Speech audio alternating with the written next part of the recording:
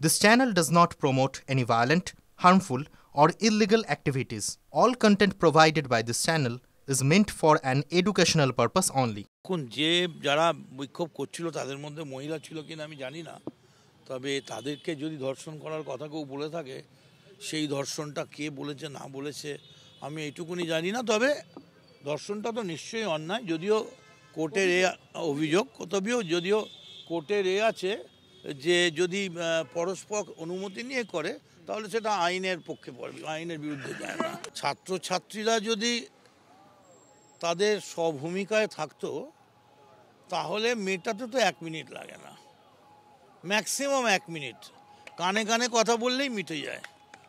যেমন সিঙ্গুরে এসেছিল মমতা ব্যানার্জিকে তুলে দেওয়ার, আমরা গিয়ে কানে কানে কথা বললাম।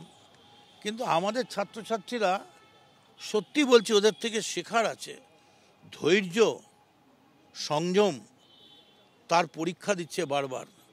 তারা বলছে তুমি মহারাজ সাধু হলে আজ আমি আর চোর বটে, তুমি তো আমাদের শিক্ষক, তুমি আমাদের শেখাবে। তুমি যদি একটার পর একটা অন্যায় করো, এই অন্যায় যেন তোমায় আরও বেশি অপমানিত করে।